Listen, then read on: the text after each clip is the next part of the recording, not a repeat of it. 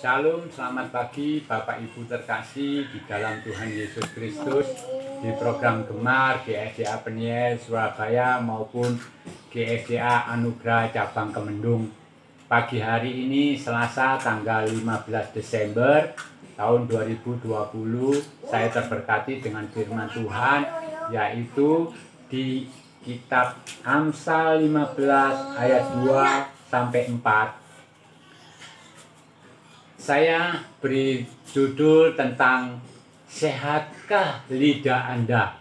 Mari kita baca bersama-sama. Lidah orang bijak mengeluarkan pengetahuan, tetapi mulut orang bebal mencurahkan kebodohan. Mata Tuhan ada di segala tempat, mengawasi orang jahat dan orang baik. Lidah lembut adalah pohon kehidupan, tetapi lidah curang melukai hati. Puji nama Tuhan. Pilihan yang dihadapkan kepada Bapak Ibu Saudara cukup jelas di kitab Amsal ini yang barusan saya baca.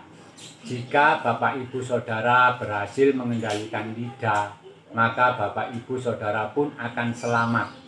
Tetapi jika Bapak Ibu Saudara tidak berhasil dalam mengendalikan lidah dan menguasai mulut, akhirnya Bapak Ibu Saudara termasuk saya akan mengalami kehancuran. Semuanya begitu jelas sehingga tidak ada sedikit pun keraguan lagi. Seluruh Alkitab Amsal penuh dengan ayat-ayat yang mengajarkan prinsip-prinsip tentang lidah.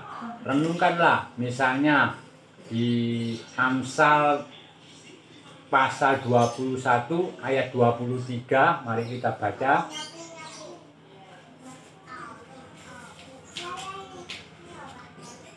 Siapa memelihara mulut dan lidahnya, memelihara diri daripada kesukaran. Puji nama Tuhan. Lagi-lagi dikatakan bahwa bagian terpenting yang harus dijaga adalah mulut dan lidah kita. Lagi-lagi pernyataan di situ bersifat hitam putih tanpa adanya kelabu. Dengan menjaga mulut dan lidah, sesungguhnya Bapak Ibu Saudara memelihara nyawa dan kehidupan Bapak Ibu Saudara sehingga selamat. Jika Bapak Ibu Saudara gagal dalam hal-hal tersebut, Bapak Ibu Saudara akan mengalami kesukaran dan malapetaka. Malapetaka adalah perkataan yang sangat keras, dan saya percaya Alkitab memang sengaja memakai perkataan tersebut, sebab bila kita gagal dalam menjaga lidah dan bibir, pada akhirnya kesukaran atau malapetaka akan menimpa kita. Di Amsal pasal 15 ayat 4, sehubungan dengan penggunaan lidah, terjemahan di Alkitab ini menyebutkan lidah lembut adalah pohon kehidupan, tetapi lidah curang melukai hati. Ayat ini jelas menunjukkan bahwa lidah dapat sakit sehingga perlu disembuhkan. Saya percaya bahwa lidah semua orang yang berdosa sesungguhnya dalam keadaan sakit, dan oleh karena itu perlu disembuhkan. Karena lidah itulah dosa dalam kehidupan setiap orang akan terungkap. Ada bagian anggota tubuh lainnya dari seorang pendosa yang mungkin saja tidak merugikan orang lain, tetapi yang pasti lidah merupakan bagian atau anggota tubuh seseorang pendosa yang akan merugikan orang lain. Oleh karena itulah lidah memerlukan kesembuhan. Lidah yang sudah disembuhkan adalah pohon kehidupan. Kita melihat lagi di sini hubungan yang erat antara kehidupan dan penggunaan lidah yang benar. Demikian juga sebaliknya, kecurangan lidah membawa kerusakan di dalam batin.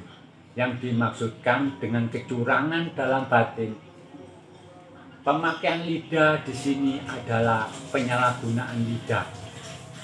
Penyalahgunaan lidah menyebabkan kerusakan atau kebocoran di dalam batin atau roh seseorang. Pilihan yang dihadapkan kepada kita begitu jelas, hidup atau mati, kedua-duanya berada dalam kekuasaan lidah. Jika kita memakai lidah kita dengan baik, maka lidah itu akan menjadi suatu pohon kehidupan. Tetapi jika kita menyalahgunakan lidah, itu akibatnya adalah maut. Entah bagaimana kita memakai lidah kita, pasti harus memakan sendiri buah yang dihasilkannya. Kita semua harus makan buah dari lidah kita sendiri. Apabila buah yang dihasilkan manis, tentu saja kita akan makan buah yang manis. Tetapi apabila buahnya pahit, maka kita pun harus makan buah yang pahit. Tuhan sudah menetapkannya demikian, lidahlah yang menentukan segala-galanya. Kehidupan dan kematian terdapat dalam kuasa lidah kita. Haleluya. Puji nama Tuhan. Kiranya renungan Gemar pagi ini supaya menjadi berkat bagi kita semua. Mari kita tutup dalam doa.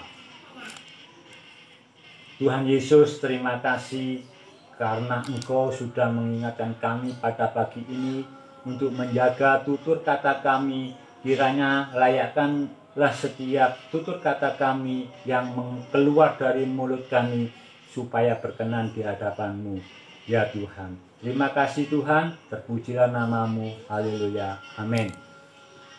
Selamat pagi, selamat beraktivitas, dan semangat bergemar. Tuhan Yesus memberkati.